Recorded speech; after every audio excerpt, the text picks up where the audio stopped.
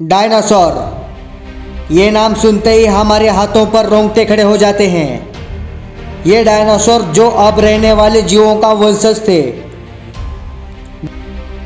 एक समय में दुनिया में डायनासोर का राज था। वो चलते थे जहां आज हम चल रहे हैं।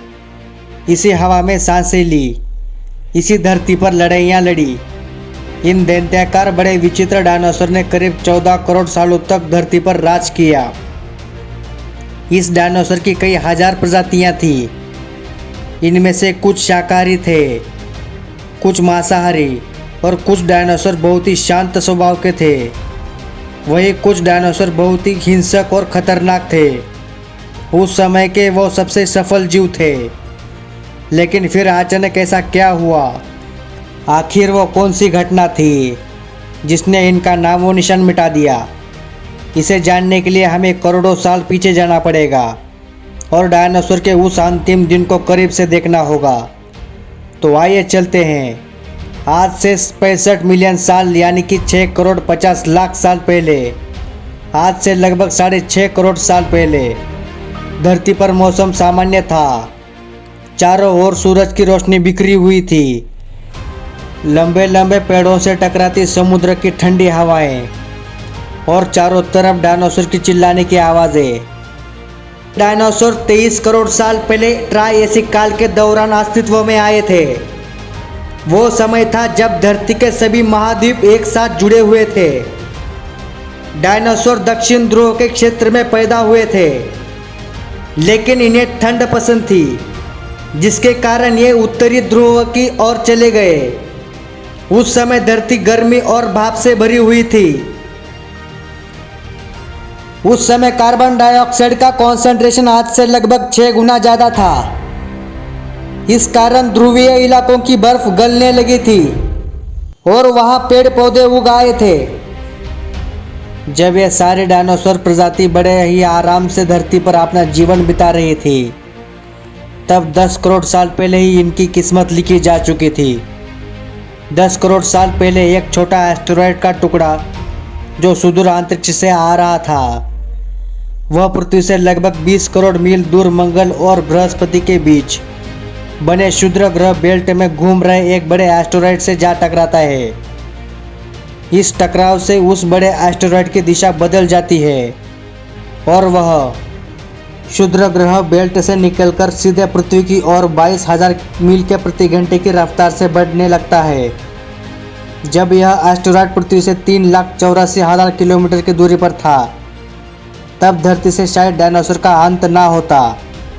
यदि ये एस्टेरॉयड पृथ्वी के उपग्रह चांद से टकराता, लेकिन नियति को कुछ और ही मंजूर था, इसलिए ये बड़ा एस्टेरॉयड चांद की बहुत नज़दीक से गुजर गया। 40 किलोमीटर के व्यास वाला 2 ट्रिलियन मैट्रिक टन का यह एस्टेरॉयड प्रत्येक सेकंड के साथ साथ धरती के करीब बढ़ता जा रहा था। ये एस्टेरॉयड जब पृथ्वी के वातावरण के संपर्क में आया तो इसकी रफ्तार एकाएक 70,000 किलोमीटर प्रति घंटा हो गई।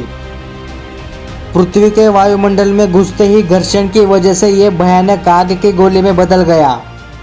ये इतनी रफ्तार से धरती की ओर बढ़ रहा था कि सिर्फ 4 मिनट में इसने अटलांटिक ओशियन को पार कर दिया। इसकी चमक इतनी अधिक थी कि धरती पर टकराने से पहले ही हजारों जीव आग के इस तेजते गोले को देखकर पूरी तरह अंधे हो चुके थे। ये जीव उस उल्का को देख नहीं पा रहे थे, लेकिन वह उसके भयानक गर्मी को महसूस कर रहे थे। कुछ ही क्षण में ये एस्टेरॉयड मैक्सिको की खाड़ी के पास जमीन से टकराता है और लगभग 35,000 डिग्री सेल्सियस की ऊंचा वाला एक भयंकर विस्फोट होता है। इस टकराव का विस्फोट लगभग 10 हाइड्रोजन बम के बराबर था। ये विस्फोट इतना शक्तिशाली था कि इसके टकराते ही धरती की लाखों धन धातु अंतरिक्ष में चली गई। टकराव वाली जगह पर 180 किलोमीटर चौड़ा और 20 किलोमीटर गहरा गड्ढा बन गया। विस्फोट के कारण इस गड्ढे का सारा मेटल और पत्थर आसमान में धूल के बड़े बादल में बदल गए।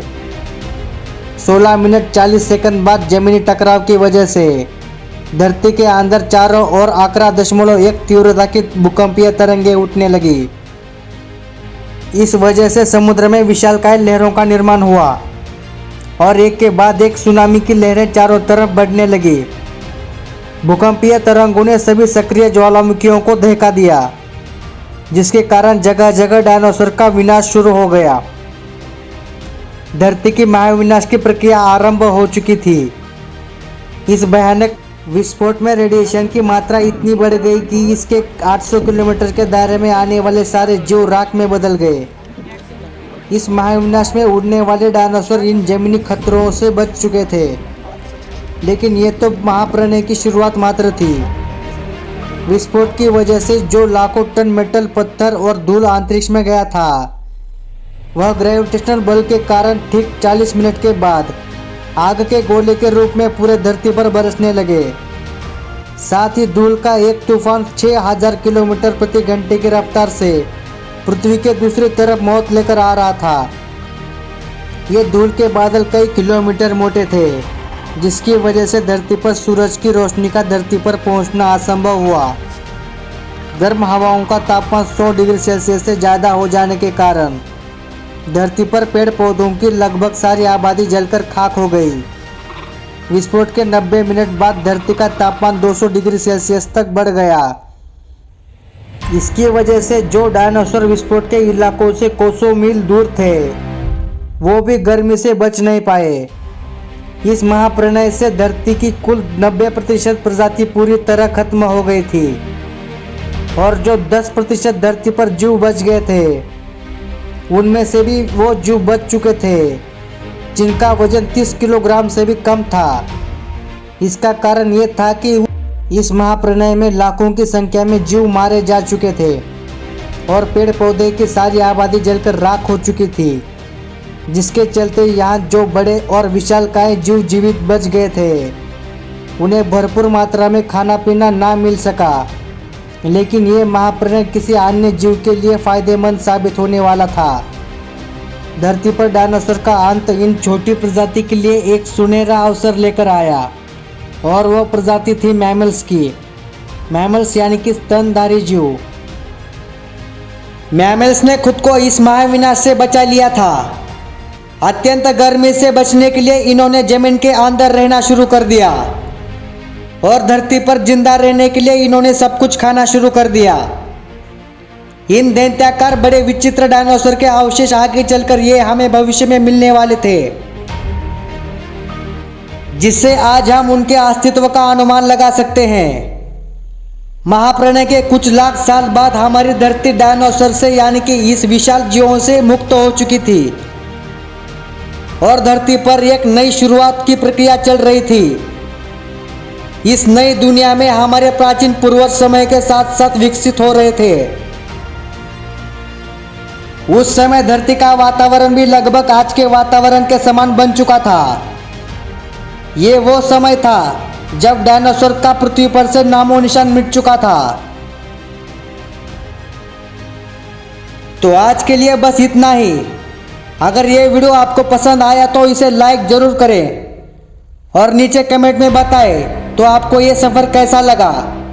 अगर आप नए हैं इस चैनल पर तो चैनल को सब्सक्राइब करने के साथ साथ नोटिफिकेशन बेल को भी ऑन कर लें।